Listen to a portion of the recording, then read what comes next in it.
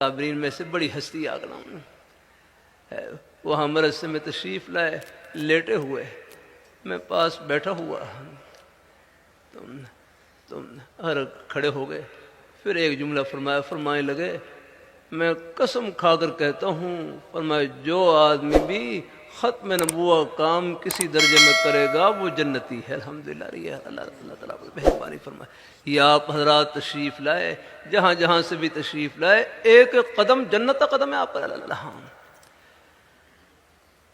اللہ پاک کے پیارے حبیب صلی اللہ علیہ وسلم، آپ کے ناموس، آپ کی عظمت، آپ کی ختم نبوت کی چوکیداری، وہ تو ہر مسلمان کا فریضہ ہے۔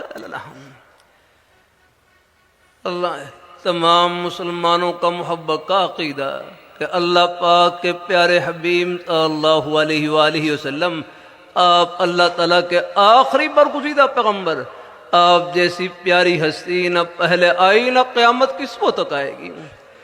آپ کے بعد جو نبوت کا دعویٰ کرے وہ کذاب اور دجال ہو سکتا ہے، نبی قطع نہیں ہو سکتا۔ اللہ اپنی میں ہم شکر نہیں ادا کر سکتے، اللہ تعالیٰ کا کتنا بڑا انعام ہے۔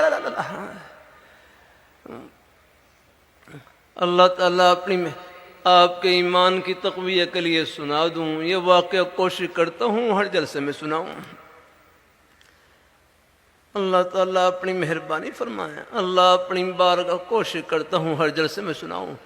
یہ ختم نبوت، دین کی جتنی باتیں ہیں، کبھی ان کو معلومات کی نیت سے نہ سنا کریں، عمل کی نیت سے سنا کریں۔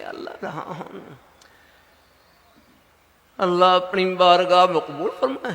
ہم نے اپنے ہر کی مجلس میں جامع شفیع میں ایک ایک جملہ کئی بار سنا، ایک ایک بات کئی بار سنی، ہر دفعہ یوں محسوس ہوتا جیسے آج پہلی مرتبہ دل کو دستک دے رہی ہے۔ میں سعودی عرب میں ریاض شہر میں تھا، یہ نجد کا علاقہ ہے، یہاں سے یمامہ کا میدان 90 یا 100 کلومیٹر کے فاصلے پر۔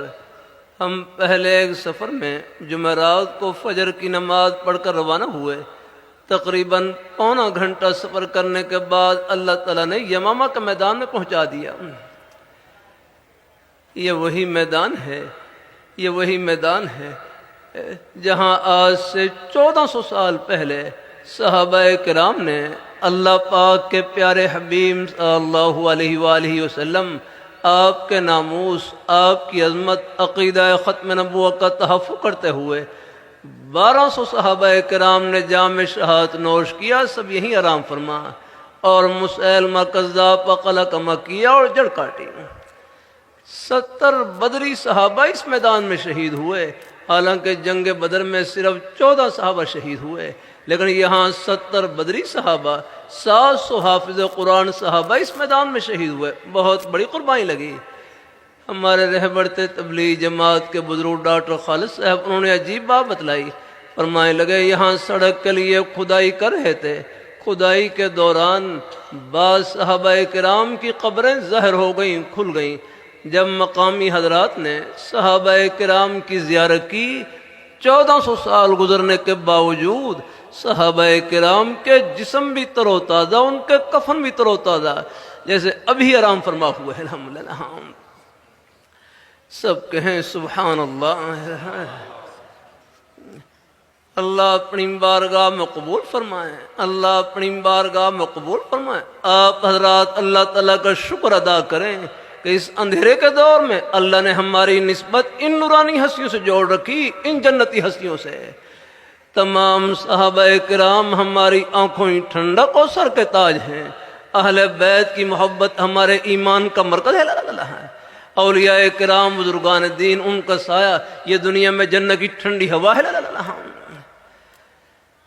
عرض کرتا رہتا ہوں، اللہ تعالیٰ کی توفیق سے ہمارے اکابر حضرات، ہمارے اکابر علماء دیوبند اور بھی ہے، یہ سب بڑے تھے، لیکن ان سب پر کسی نہ کسی اللہ والے کا سایہ ضرور تھا۔ اللہ تعالیٰ اپنی بارگاہ میں قبول فرمائے۔ پھر ختم نبوت کے یہ ختم نبوت کا یہ اللہ نے ایک مبارک اللہ نے سلسلہ ایسا رکھا ہے کہ یہ تمام مسلمانوں کو ایک ہی محبت کے رشتے میں جوڑ دیتا ہے الحمدللہ۔ اللہ تعالیٰ اپنی مہربانی فرمائیں، اللہ اپنی بارگاہ میں قبول فرمائیں، اللہ ہم سب کو اللہ اپنے ایمان پہ قائم رکھے۔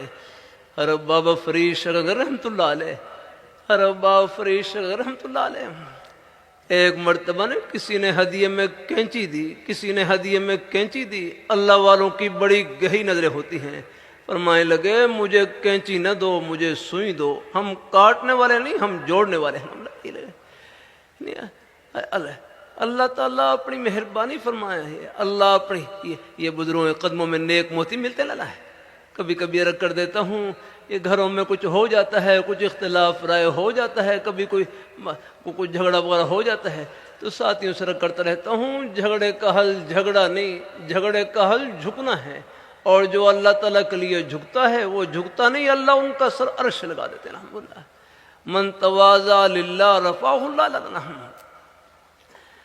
اللہ تعالیٰ اپنی بارگاہ میں قبول فرمائیں، اللہ اپنی بارگاہ میں قبول فرمائیں، اللہ ہم سب کو اللہ اپنے ایمان پہ قائم رکھے، اللہ اپنے دین پہ قائم رکھے، اللہ اپنے نیک رستے پہ لگائے رکھے، اور اپنے بڑوں کے بارے میں، علماء حق کے بارے میں، یہ ہمارے اکابی حضرات چاہے جہاں بھی ہوں ان کے بارے میں حسن ظن رکھیں۔